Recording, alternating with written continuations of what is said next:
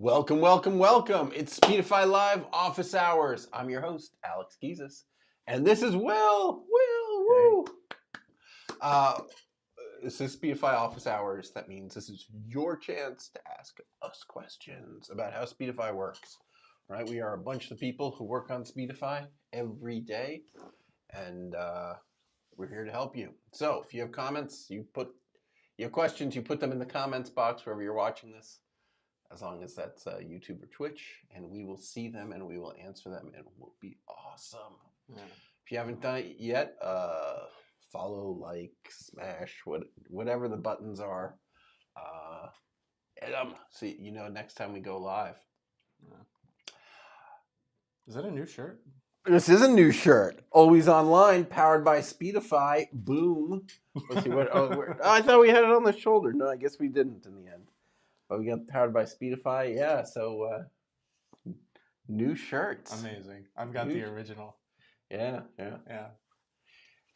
I've stolen so many of these shirts. I have one in most sizes at this point. Yeah. My closet. It's like Batman's closet. It's only Speedify shirts. Yeah. The variety is that now I have some that say always online, powered by Speedify. Depending on how I feel. So you've been thinking a lot about satellites. Question of the day, John is asking. Do you think the number of satellites in low Earth orbit is a concern? Starlink has 6,000. Globalstar has 31. Amazon has, last I counted, 27, but they say they're going to add 3,000 more. China, I don't know what their number is at, but they have claimed they're going to put 14,000 satellites up in low Earth orbit. We're somewhere around 25,000 satellites in low Earth orbit. At what point are you scared? At what point does this all go terribly wrong? And there are a bunch of ways it could go wrong. Obviously, there's Kessler syndrome, right, where the satellites start hitting and exploding, and every piece ends out hitting some other satellite that explodes and sends pieces, and you end out with so much shrapnel that space becomes unusable for decades, because anything you send up then just gets hit by high-speed shrapnel remains of satellites. But there are other things that can go wrong, Will. These satellites only last 5 years, and then they're supposed to crash back down into the atmosphere. And of course, they burn up coming down. Well, what exactly happens when you put 25,000 satellites worth of vaporized aluminum into the ozone layer? I'm gonna go ahead and say we become a shiny tinfoil. Something exciting and new. Max says, any update on when we might be able to host our own Speedify server on our own hardware? It is coming. That is the thing that Brian's team is working on. Tickets are getting closed every day. Cool. Well, things are getting closed every week. There may be days where they'll get closed, but they get work done. That is the top priority for, let's say, a third of the company, and they are marching right along. It's like a little minor party whenever a ticket gets closed. There's like a ding in Slack, ding ding ding. Yeah. Yes. John saying lower satellites today, not really. Yeah. 5 years. It's gonna be a mess. Speedify. One issue is very common when streaming in OBS. Bonding mode turned to automatically redundant. Please fix this issue. I don't think that's the issue you think it is. Yeah. That issue means that Speedify has detected that you are dropping so many packets on your internet connection that it should give up on bonding and just try to make sure the packets get through. Yeah. It's probably right. Is there anything you can do to make your internet connection more reliable? I don't know what it is. If it's 4G, 5G, can you place your antenna a little bit better? Yeah. There's graphs for the latency and the loss for some. Yeah. And you can see which ones it is that are dropping if you go in the graphs here. I'll show you. So here's Speedify running on this computer. I've lost my mouse. There it is. So you can go look at the latency. Oh, you see? Nasty little spike going on there on AT&T. No loss. But it's okay because the other connections, the Comcast and the Starlink, are fine, right? So each row is an internet connection. We're Ethernetted into a Comcast cable modem. Then we're Wi-Fi'd into a Starlink dish. And then I have tethered, here we go, USB and AT&T cell phone. And those are my 3 internet connections, keeping me online. And so it's streaming with bonding, it's spreading packets across because that's the right thing to do for me. I would look really hard at your internet connections. Speedify is almost certainly doing the right thing for you. I.e., for us normies and not the enterprise plan. I'm just one dude with a client, one server for my home. Yeah. We're definitely more focused on So, for example, we assume that you have an IP address on the internet. So we sort of are thinking about enterprises, but your server has to really be on the internet. We are not currently working on a server that you can put behind a NAT. We prototyped that once.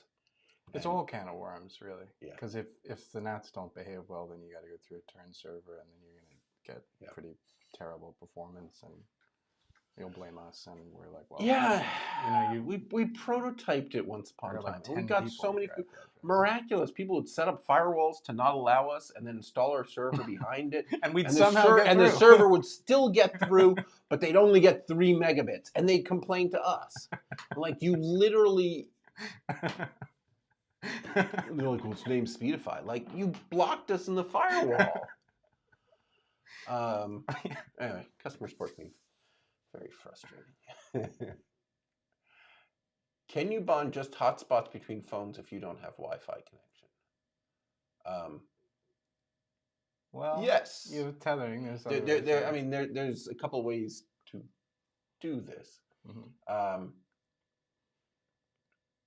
I'm not quite sure what you mean. So one, of course, you can USB tether phones. So I did here. Two, one of the phones can make a hotspot and you can join it. Even if there's no Wi-Fi network around, you can have one phone start a hotspot and the other phone join it. And now the phone that joined it has 2 cellular connections. Yeah, you can Pair also and get, share. If you can get them all on the same network, whether that's Wi-Fi or even Ethernet, you can use pair and share. It's a feature in Speedify where they'll announce over the Wi-Fi, over the LAN, hey, I've got a cellular you can use. And they'll borrow it that way, getting up to 10 megabits per device.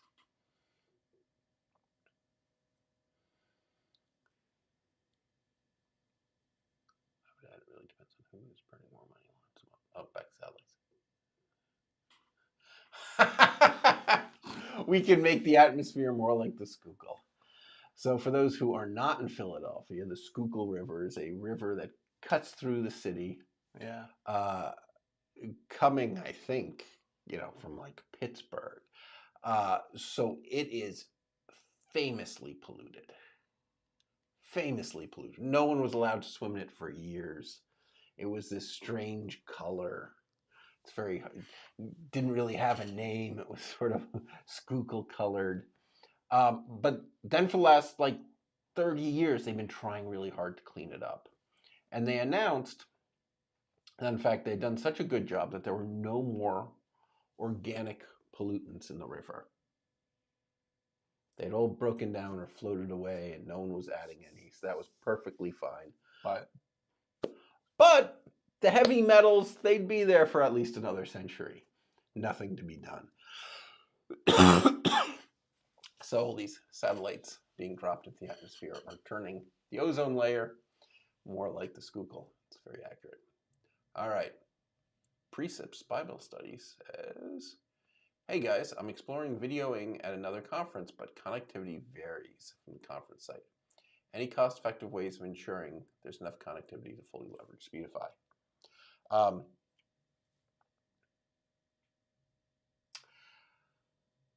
Cellular devices, you can get I'll say that the cheap plans, you get the cheap cards, the SIM cards, prepaid, they don't go full speed. You can put it in backup. But for live streaming, you probably only need a few megabits, and that probably works, right? So to get 2 things, 2 prepaid cards in tethered cell phones probably gets you enough megabits to make a big difference. It's worth checking that they're on different physical carriers, because although there's all these different carriers, Cricket and Mint and all these things, there's actually only 4 carriers in the US, right? Verizon, AT&T, T-Mobile, and US Cellular, which only exists in places where the other ones have almost no coverage, right? They have no coverage in cities, right? If you live in a city, you would have used one of the other guys. But they do exist.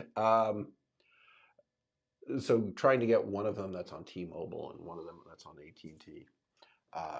It's a little more money, but if you're going to be doing this a lot, the Miri router, there's so much to be said for it. I mean, with 15 months of service, Speedify service, it ends out $2,000. So, depending on your price budget, it's not free. But it comes with 2 cellular modems. You have to bring your own SIM cards. A 5G, a 4G.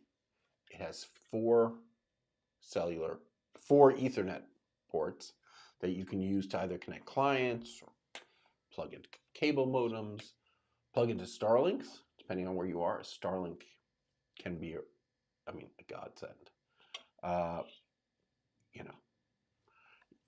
As long you need a couple things to say about it.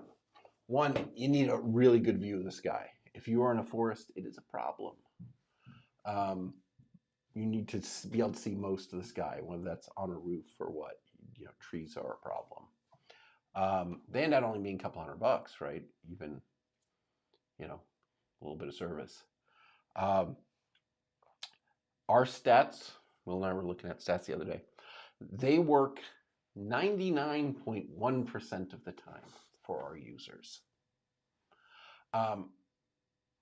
which is both pretty good. For checking email, it's fantastic. For live streaming, it really does have 30 seconds per hour that it's terrible. Depending on how bad the internet is, you might say, "Oh, I'd take that." But to us, we hear that and we say, "A Starlink plus one other thing. A Starlink plus a 4G." When the Starlink gets stuck for 30 seconds, if you could just use Mint Mobile, that would be so much better than just your whole thing freezing up, or God forbid the stream stopping. YouTube is the worst for that, right? If your stream stops for more than it's like 30 seconds, when you come back, it starts a new stream at a new URL. So your viewers don't see you come back. They have to reload the page to see that you started a new stream. So Speedify, Starlink, a cellular modem. Now you're starting to cook here. All right. So I hope that helps. All right.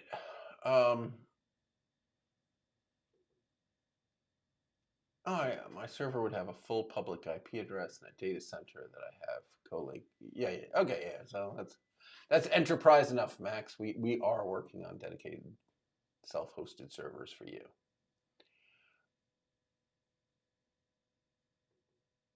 Why is the system always goes to a further server than a closer server like Chicago? Could be because of load. The servers in Chicago might be under heavy load. Could be because it could be because you have packet loss or jitter. Yeah. It could be us. It could be, right. So what happens is Speedify looks at your IP address and says, which 5 locations of Speedify servers seem like they might be close to us? And then it fires off like 5 web requests to each of those 5 locations. And the one that brings back the most soonest, and the web request is actually to ask how busy are the servers. So it then takes, how many requests came back, how long did they take, and how busy did the servers say they were to pick the right server for you. So if the servers closest to you are super busy, that would make it jump to a further location. Probably more likely, if your internet connection is randomly dropping packets, then randomly sometimes the closest servers will have their requests fail. And Speedify will say, I shouldn't try those servers. Seems like I have requests failing when I go there. So that kind of thing can make Speedify jump around, because that early in the process, Speedify is trying to go fast. It doesn't yet know the difference between the servers having problems or your internet's having problems. It figures that out when Speedify is connected, but it's such a hurry to get you connected, it just sends 5 requests and assume they mean something. All right, Max says, I've got a /28 there. You can add dedicated IP address to Speedify VM. Yep. This all sounds great. I have premium Speedify stop a lot. Please fix it. Need a lot more info. You can try sending logs to support in the app. Oh, where's my mouse? Struggle of 3 monitors. In the app, you can click here, you get the menu, you go to the bottom. There is generate logs. So that will create a support ticket and send us lots of information, and we will be able to see why it is disconnected on you.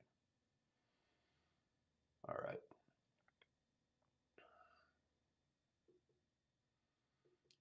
Nice video. I shoot rodeos using Switcher on my iPad uses the built-in Verizon cellular connection. I also have 2 phones with Speedify, and I want to bond them so I get a stronger connection. So they don't pair and share. Why don't they pair and share? Yeah, why don't they pair and share?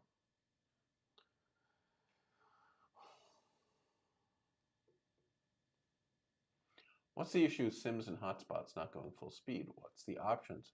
From Doug Piper. Woo! Hey, Doug. Good to hear from you. Doug, as I'm sure you all know, is an awesome streamer who streams about beer, largely. I think he's been widening into a little bit of coffee and wine, but he's awesome. We've actually used him for private events at Speedify, where he, back when we were all remote, he picked beers, we shipped them to all the employees, and we did a big old Zoom call where Doug explained, the awesome beers we were drinking and their stories and stuff, and it's a lot of fun. So anyway, but on Doug's question, Sims and hotspot, I think so. Mostly, this is just a matter of the carriers want to be paid more if they think you're sharing it with something that's not a cell phone. So they purposely make it slower when they realize it's in a hotspot. So and then they say, "Oh well, if you pay more, we'll bump it up." That's just because they think they can. They're right, right? They'd say, well, once you got on a hotspot, you can put a laptop on it and start moving more data, and their business models are based on these estimates of how much data one person can move. Once that one person's on a MacBook Pro, it can actually be way more than you could ever send or receive on a cell phone. There are some technical issues. That that extra hop over Wi-Fi means it can't use full. It has to use packets that can fit over Wi-Fi. Yeah, and that can slow it down by a couple percent. But that's not what you're asking about. Which are really, it's just the carriers are purposely trying to make sure they get as much as they can out of you. All right.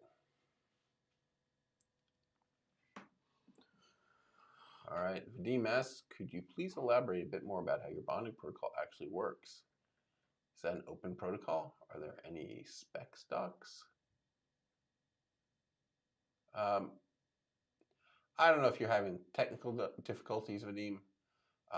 If you're thinking you're going to get special attention or something by posting the same comment 5 times, please stop. I'm just going to assume it was a mistake and move on because the software is a disaster. But yes. Do you want to say anything about the protocol? I feel like I've been talking the whole time here. So it's not quite an open protocol, and we take up measurements about the latency, the loss, and the jitter over time on the connections, and depending on what we think is best for the app or the stream in question at the time, we'll either choose to send packets on one of the connections or all of the connections or many connections. And yeah, it's complicated. I mean, there's no sufficient explanation I could give on a live stream, and I'm not. So the security layer is open standards. Right. It's DTLS with JWT security tokens. Yeah.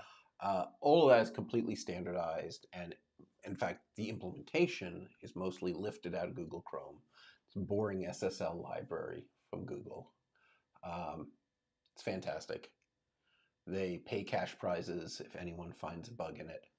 Somebody finds a bug, they report it to Google to get the cash prize. It quickly gets fixed. We get the fixes. We put it in Speedify. It's very hard to keep up with that online security game. So we are, what do they call it?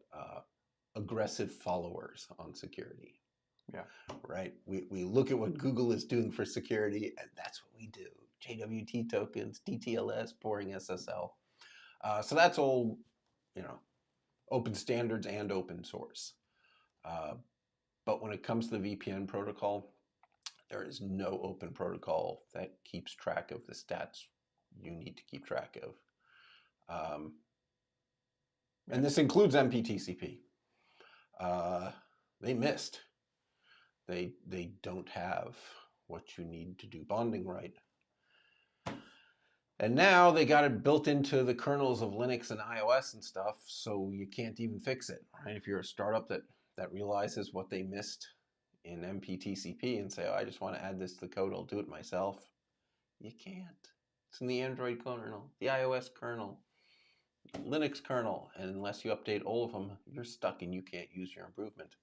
And you cannot improve the iOS kernel no matter what. They won't take your code. So that's brutal. All right. Doug says, you guys are too kind. Speedify is a lifesaver. Career saver. So Doug Studio, he was once a guest here, and he explained it. His studio is a basement. He has taken a finished basement and turned it into this awesome studio. Just awesome. He's got, a desk, and underneath it, ATEM switchers and stuff, and he's got everything. He's got cameras behind him, in front of him, to the side of him. But it's in a basement, and so he to get good internet, right? He's got cables going up the wall out to get antennas and stuff out, so that Speedify can bond enough connections to give him a good connection, and it's a really nice setup. How would Speedify work with an SRT streaming compared to RTMP streaming? I streamed 6 platforms at once. I'm wondering how it would benefit my streamings. I use 2 internets while streaming as I truck. So Speedify works fine with SRT. Speedify works fine with RTMP. Yeah. I think it's safe to say that Speedify gives RTMP some of the fixes that are built into SRT, right? So RTMP is the old streaming protocol that Adobe made up in like the 90s. And an SRT is a much more recent one. But RTMP, even though it's sort of old, and it doesn't handle all sorts of errors and stuff, it works everywhere. You can every streaming service make sure they can take RTMP. Every streaming app can do RTMP. SRT is appearing more and more places, but it's actually taking longer than I expected to get everywhere. But so some of the stuff about not freaking out when some packets get lost and stuff that SRT does for you, Speedify sort of quietly adds to RTMP. So RTMP becomes a little less terrible when you run it over Speedify and a little bit more like SRT. But they both work. I think if you have an option to use SRT, I would. It is a newer, better protocol. We just keep finding spots we want to stream to that don't take SRT yet. But the list of places that don't take SRT keeps shrinking. So yeah, that's good. Moving kind of slowly. Yeah. Let's see. We got a new Between Two Palms discussion video on YouTube, so you can check that out after this. I have always found it so funny where that name came from. I am curious if chat knows about Between Two Ferns. Was that Galifianakis? Yeah. We talked about how 5G was overhyped and what's happening in 6G when it finally arrives. Oh! Hey, here's some news. What the heck are you guys watching this stream for? Ecamm's Leap Into Video virtual conference is live right now. So if you go to leap.ecamm, ECAMM.com, they have this awesome conference going through the end of the day tomorrow, where they have all sorts of professional streamers presenting how they do things and what tools they use and how to improve stuff. I've done in the past. I have actually learned things that I've actually used in the stream. Yeah, Doc Rock is one of the guys running it. He was telling me I need some purple lights behind me. And now I have purple lights behind me. So it's a good conference. Later today, Ryan Brenneman, the head of Miri Technologies, will be speaking. This bad boy of a router. He'll be explaining it, how to use it if you're live streaming. Tomorrow at 5 p.m. Eastern, I'll be speaking about live streaming with Speedify and particularly satellite internet. It's my new twist. We're going to talk a lot about Starlink tomorrow and how to use it when live streaming and what's coming from Kuiper and things like that. Before the apocalypse. Before the apocalypse. I think I might be the last speaker. Ever. Yeah. So, grab some coffee or whatever. It's worth it. It's free. Oh. So leap.ecamm.com. It's going to be really cool. I think it is really cool. It's going on today. Might be worth just checking out the sessions. It's easy to do. Does the beast on Speedify? Who's the beast? I think he means this bad boy. Yes, the Miri X510. Yeah, it has Speedify on it. If I wasn't clear about that. Yeah. So it's running Linux. It's rugged aluminum case. It is rack mountable. You can put this in a rack with servers and stuff. It has 5G. It has 4G. It has 4 Ethernet. You can tether all sorts of devices. Android, iOS, a lot of 4G, 5G modules, NPF batteries. This is the kind of feature you don't find anywhere else. You can hot swap, so you can use the same batteries that a lot of cameras use. They're hot swappable. It only needs one battery, so you can put a freshly charged one in and then pull this one out, charge it, put it in, pull the other one out, put it on the charger, and keep going 24/7 even without any power. Touchscreen.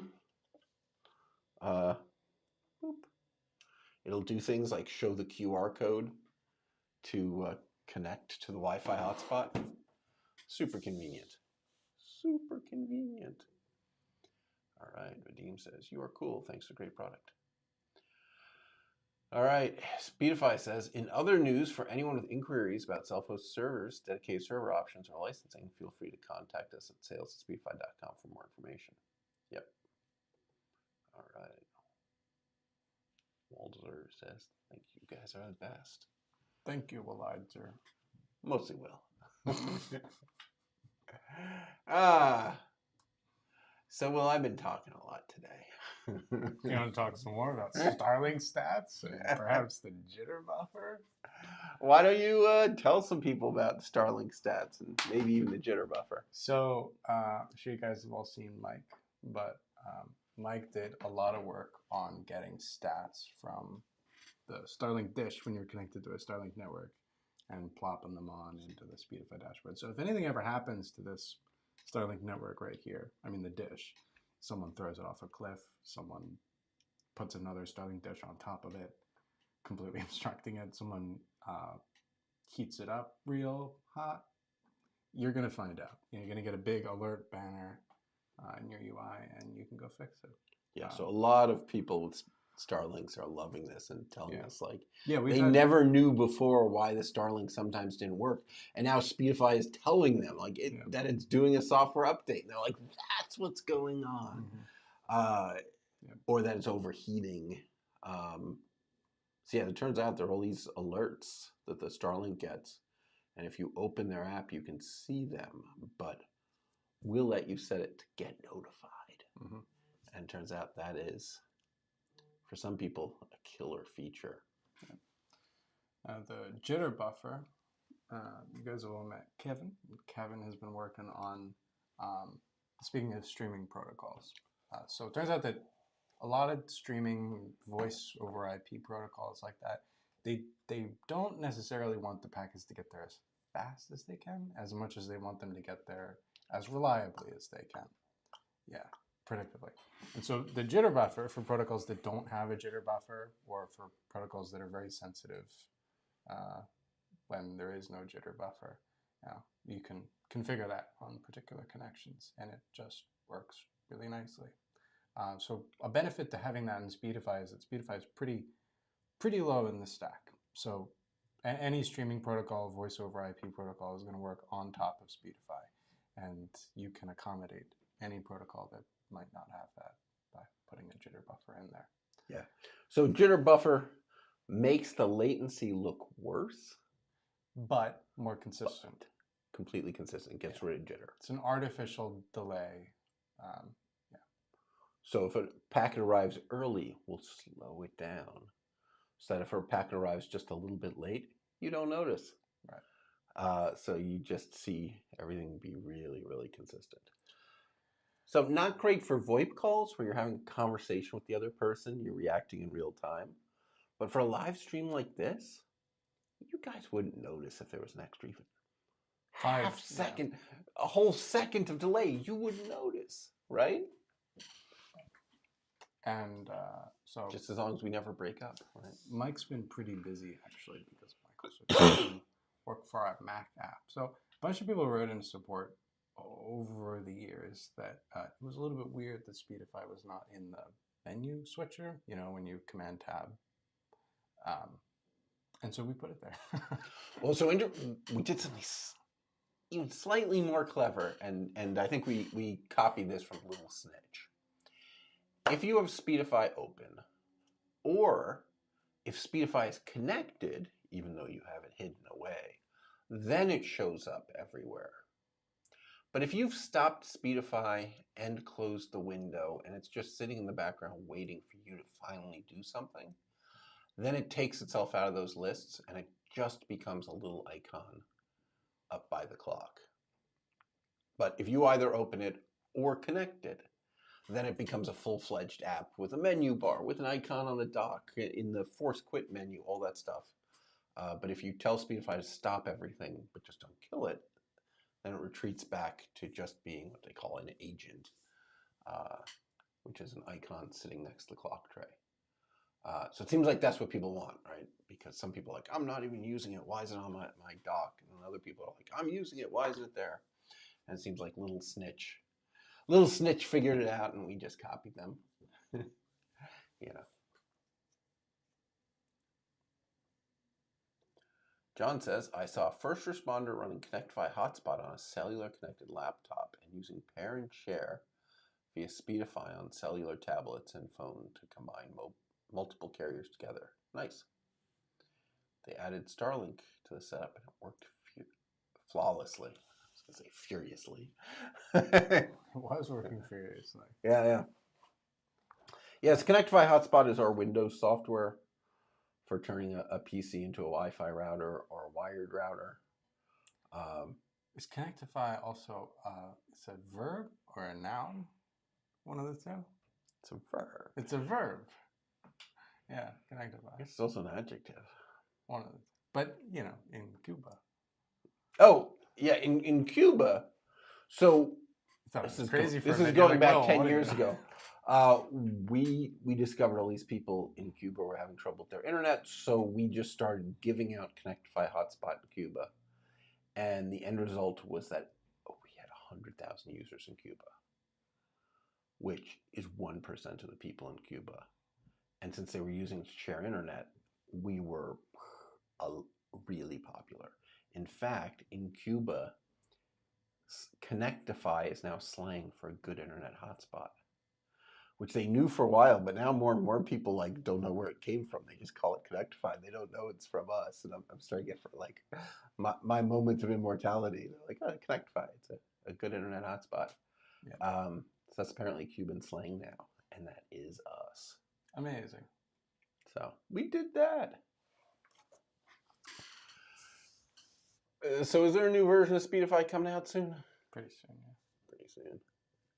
Well, there was a recent version that just came out, but yeah, we push out releases all the time. Yeah. Some people are saying, version numbers are meaningless now. There's so many releases. Version numbers are meaningful if there's version. So there's this thing, semantic versioning, where you can like bump the patch version and the minor version and the major version, and you're supposed to assign them based on how breaking they are, or how many features there are in the thing. Those can be cool, but to someone, Chrome has just abandoned it. Every version is just one higher, right? And they're just up into the hundreds. Yeah, right? that's the problem with Chrome 207 or something, right? Like, to whatever. someone, every patch version is a breaking change, and so GitHub does that with some of their projects too. Yeah, they're not hesitant at all about breaking changes. Yeah, it's interesting. I found a bug in Chrome, and I went to report it and discovered that a couple other people had reported it, and we're already talking to the Google people. And the Google people were like, some people were saying, well, it got added, 3 weeks ago. It's in version, 167, but it wasn't there in 166. And they're like, that's not helpful. There are so many changes to Chrome every single day that we can't go back and track through the history. We just have to solve the problem now. We're not. Apparently, when you have thousands of developers, there are changes landing, hundreds of changes landing every day. And they just weren't interested in going back. They're like, problems here today, we have to solve it. Take longer to track through all the changes that happened, even if you knew the day it happened. Yeah, that's interesting. So,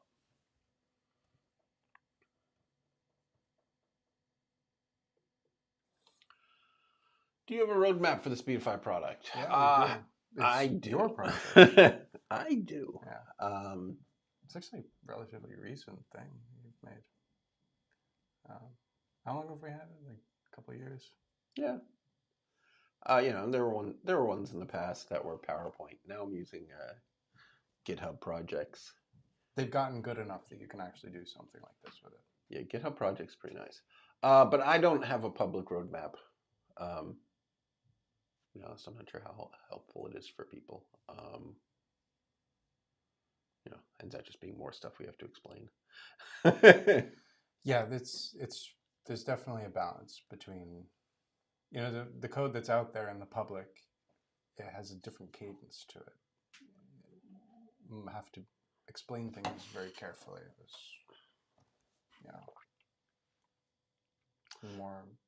much more structure to it. Yeah. We have what I believe is a fruit fly flying around. Doesn't seem like the camera's picking it up, but my eyes are, and it's pretty annoying. Yeah, it was in my ear earlier. Well, yeah, the camera's also not picking up all the plants we have. That just went into your mouth, Alex. I thought it was by. Came very close. All right. So yeah, check out our YouTube, Speedify. We got some Between Two Palms discussions. The very latest one was about 5G and 6G. 6G is not settled yet, but there are a bunch of proposals out there for what they're thinking about adding to 6G. It's interesting. There are even proposals out there from major players saying, "Let's not add anything." Let's just fix bugs in 6G. But it's interesting. They really are on a strict 10-year cadence, right? Interesting. Like the specs come out on the year that ends with 0. The first networks go live on the year that ends with 1, and the phones show up in the year that ends with 2. Right? That's how it happens every single time. Since the 90s, they've been every 10 years. All right.